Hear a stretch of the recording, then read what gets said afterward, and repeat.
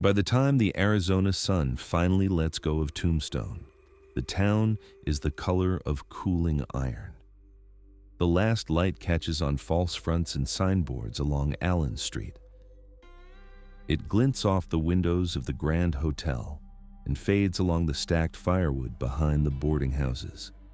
To the west, the Huachuca Mountains are already in shadow. To the east, the low, silver-bearing hills that pulled this town out of nothing are turning blue.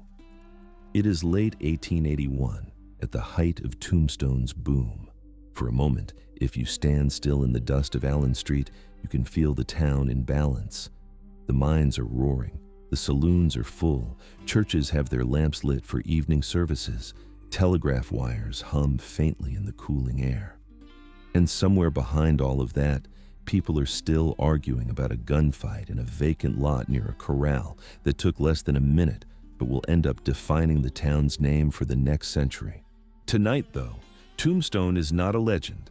It is a working mining town putting itself to bed. Tombstone exists because one man went looking for rocks where everyone told him he would only find his own grave. Ed Schieffelin was a prospector attached to a military scouting expedition against the Chiricahua Apache in 1877.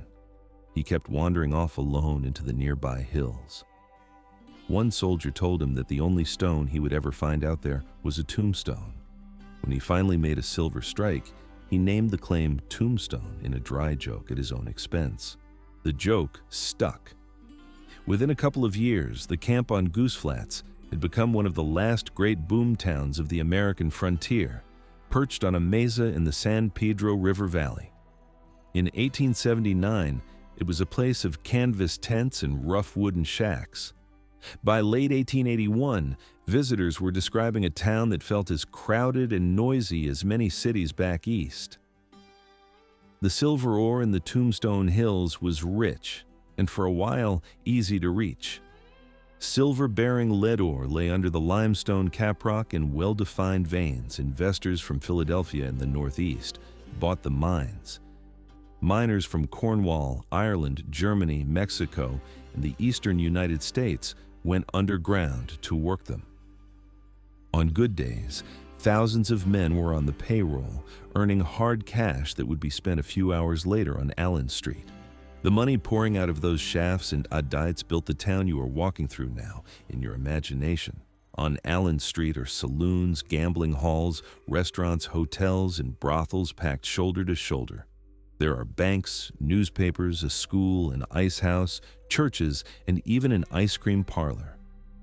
At Schieffelin Hall, people in their best clothes attend lectures and operas. Down the street at the Birdcage Theater, miners and cowboys watch rougher shows and drift upstairs to the cribs.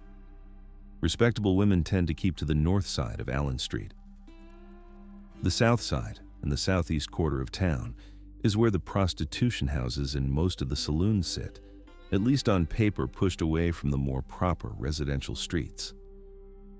By this year, there may be several thousand people in and around Tombstone when you count everyone, even though official tallies usually undercount Chinese residents, Mexicans, women, and children. For a brief stretch of time, the town feels like the center of the world. Start the evening at the mines south of town.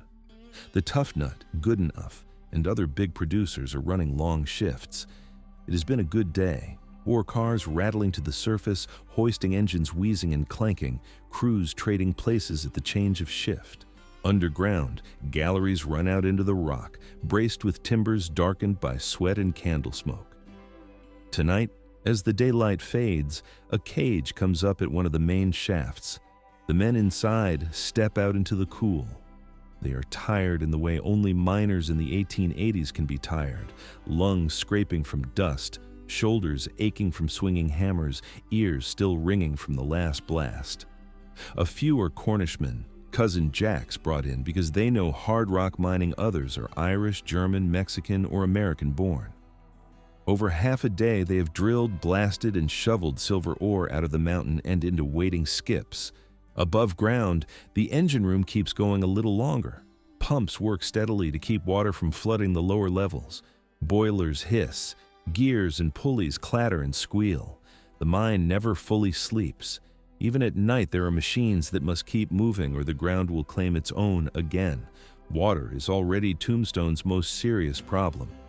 At first, surface springs and hauled-in barrels were enough. As shafts went deeper and the town grew, the need outstripped the local supply. Private companies laid pipes from nearby springs and then from the Huachuca Mountains, miles away, threading metal tubes across rough country to feed tanks above town. That system is young tonight. Water is precious, but for the moment, it still runs. Some miners stay near the works for a wash. Most tramp back toward town, boots scuffing in the dust, passing freighters unloading firewood, hay, and barrels at the backs of hotels and restaurants. They smell bread baking for tomorrow, meat roasting for the night's last dinners, and the sharp bite of coal smoke drifting out of chimneys. Follow the road up toward Allen Street. The sun has dropped and the lamps are coming on. Kerosene lanterns and gas lights glow behind glass, throwing rectangles of yellow onto the boardwalks. The sound of the town shifts as day work yields to night work.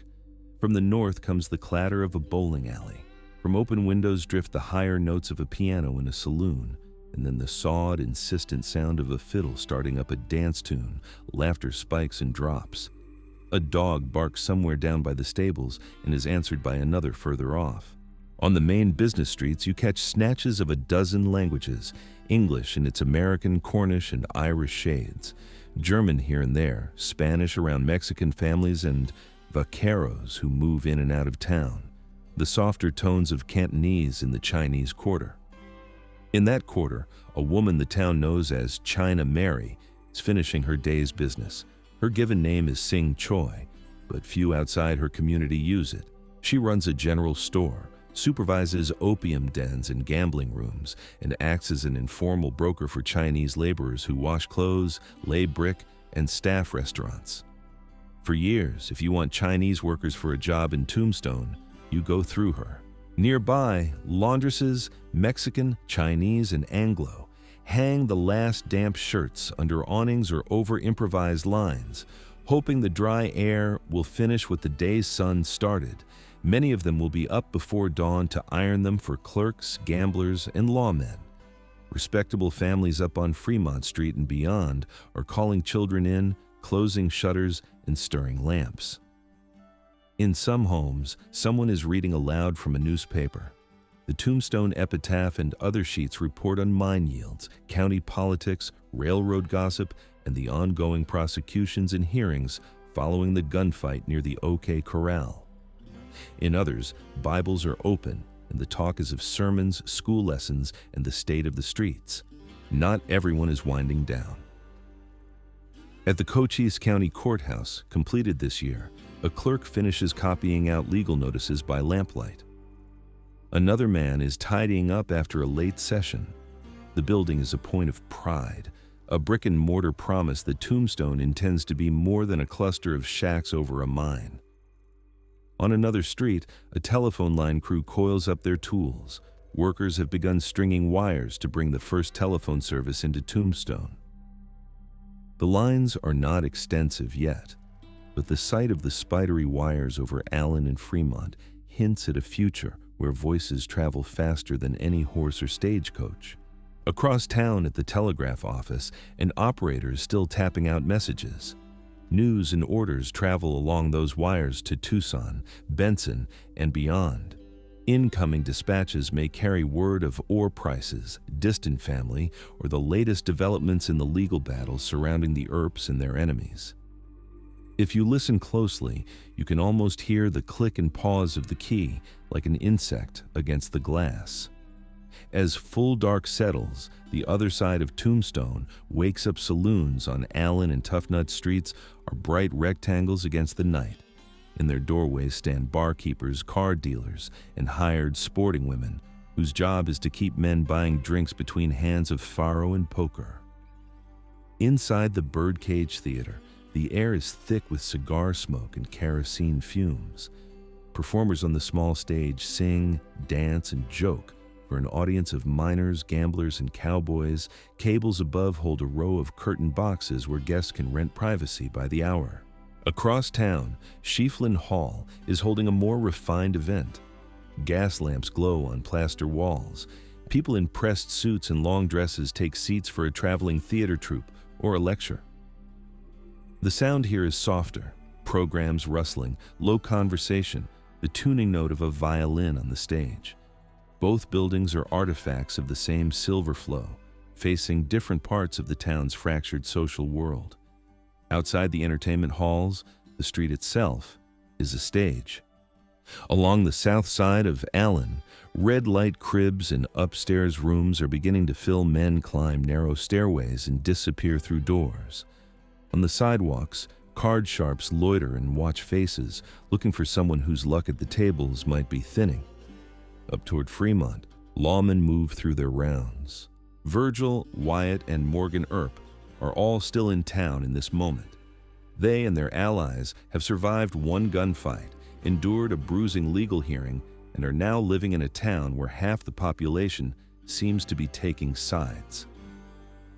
The men known as Cowboys, loosely organized ranchers, rustlers, and drifters from the surrounding country, still come in to drink, gamble, and buy supplies. They share the streets with mine managers, bank clerks, freighters, and Chinese laborers carrying baskets on poles. Resentments run underneath. Northern Republican mine capital against Southern Democratic ranchers, anti-Chinese agitators against the communities they target, reformers against saloon and brothel owners. For the moment, the guns are holstered. The argument is mostly in looks and muttered words. Town marshals and deputies walk their beats under the street lamps. Some carry double-action revolvers. Others rely more on their reputations. They check on closed storefronts, pause to break up drunken scuffles before they turn serious, and keep an eye on the busiest corners. On some nights, they have to do more. There are robberies, knifings, and brawls. Tonight, they are lucky. The worst trouble is a pair of miners shouting at each other over a disputed hand of cards. Beyond the bright rectangle of Allen Street, Tombstone softens. On side streets, the light falls away. Houses are simple, many of them still board and batten or adobe, with a few brick structures where money has pooled long enough to buy permanence. Inside, families are finishing their evenings. In one small house, a mother puts children to bed on straw mattresses, tucking them in against the desert chill that comes after the heat of the day. In another, a couple sits at a rough table, going over accounts, the cost of flour, beans, coffee, and bacon, the price of board for a mule, the rent on a stall or a simple room. Many people in Tombstone live day to day, even while millions in silver are being hauled out from just under their feet. Wages can be decent, but prices are high. This far from the railroad, silver has to be hauled by wagon to mills and railheads. Everything else has to be hauled in. In the Mexican Quarter, guitars and voices carry softly over the dust. Families gather around outdoor fires, cooking late meals of tortillas, beans, and meat when it can be had. Children chase one another between adobe walls. Elderly men talk quietly about troubles across the border and in the hills, where Apaches still move through country that has been theirs far longer than Tombstone has existed. Farther out in the Chinese neighborhood, some work is just beginning. Laundry irons will be hot late, pressing shirts for early rising clerks and shopkeepers. In the back of a shop, men sit around a low table, playing a gambling game with small tiles, the clack and murmur of their play almost meditative. For many of these residents, Tombstone's big dramas, the high noon arguments and courtroom speeches, are background noise. What matters is whether there is work tomorrow and whether the town's latest burst of tension will spill over into their streets. Listen a little closer and you will hear something else in the distance: wheels. Late into the evening, stagecoaches still come and go. Tombstone is tied to the wider world by a web of stage lines. Coaches connect the town to Benson, where the nearest railroad terminus brings mail and passengers in from the east, and to other settlements strung along the river valleys. Not long ago, a stage running the Tombstone-Benson route was held up and men were killed, one of the incidents that helped light the fuse that ended at the OK Corral. Tonight, the stagecoach rattling into town is luckier. Dust hangs in the lantern light as it pulls up. Passengers climb down, stiff, dusty, and relieved. The driver tosses down baggage, the messenger checks that the strong box is still intact, and someone hands the reins to a stableman. Mailbags go to the post office and telegraph office, letters from back east, from families and investors, from men who left wives and children behind to come to this noisy Arizona town. They will be sorted and handed out tomorrow, one more piece of the connective tissue between Tombstone and everywhere else. It grows later. The saloons are still going, but the first wave has thinned. Men who must be underground at dawn have stumbled back to boarding houses and shacks. Lamps in second-story windows wink out one by one. At the Grand Hotel and other finer establishments, a few late diners are finishing oysters, steak, or imported wine. Tombstone can feel like a big city in these rooms with thick carpets and imported decor. But if the conversation slackens, you can hear the low rumble of stamping mills in the distance and the whistle of a hoisting engine changing shifts. Down at the bird cage, the tables are still crowded. A gambler studies faces, weighing risk. A woman in a bright dress laughs, her voice cutting through the murmur. A bartender wipes a glass, listening to a heated argument about the latest court ruling in the aftermath of the gunfight. On one of the quieter streets outside the glow of the main row, a doctor closes the door of a small office. He has set a broken bone, treated a knife wound, or listened to a tubercular cough that will not go away. For Tombstone's physicians, the nights can be long. Mines offer work, but also injuries, crushed hands, broken legs, breathing trouble. Towns like this are also fertile ground for infectious diseases. The later it gets, the more Tombstone splits into two towns. In one, lamps still burn and voices rise. In the other, a hush descends. Up on the hill at Boot Hill Cemetery, the wooden markers are silhouettes against the sky. The graves of men killed in gunfights, hanged or dead from disease, lie side by side. Among them are the headboards for Billy Clanton and Frank and Tom McClory, who died in the fight near the OK Corral. Their funerals drew large crowds. Their resting place now looks down on the lights of the town that could not quite decide whether to call them villains or victims. Closer to town, animals shift in corrals and behind livery stables. Horses stamp and snort in their sleep. Mules stand quietly. A cat moves along a fence top, eyes reflecting lamplight. Somewhere, a dog barks again. This time it is answered by another. And for a moment, a string of canine voices lifts in the dark, then fades. A night watchman for one of the mine offices makes his slow rounds, lantern swinging. His job is partly to deter theft, partly to catch small problems, a leaking pipe or a smoldering ash pile, before they grow. He rattles a locked door, checks a window, and moves on. At the jail, a deputy leans back in a chair, boots on the desk, hat tipped low. A prisoner snores in one of the cells, sprawled on a narrow bunk. On a corner, two men meet briefly. One hands over a folded paper, perhaps a note about a claim, a debt, or a court appearance. They speak quietly and separate, boots whispering on packed earth. By 2 or 3 in the morning, even the hardest-working saloons cannot run at full pitch. Only the stubborn remain. A faro dealer leans on his table, eyes grainy. The piano player has gone home. The last songs are hummed rather than played. In boarding houses, people turn over in their sleep. In a cramped room over a shop, 2 laborers share a bed in shifts to save money. One has just come off a late job. He slides into warmth left by another man who will be up before dawn to take his place at a mine face or freight yard coal. In stove grates collapses into ash. The last lamps in many homes are turned down or out. For a brief time, there are more stars than lights in Tombstone stand again on Allen Street in your imagination. Now, instead of music and argument, you hear the faint creak of signboards on their chains. The wind moves dust in little swirls. In the distance, an owl calls once. Boots scrape as a single lawman walks his late-night circuit, checking that doors are shut and that the most notorious hotheads have finally gone to ground. He passes the spot near Fly's photography studio where the fight near the OK Corral erupted.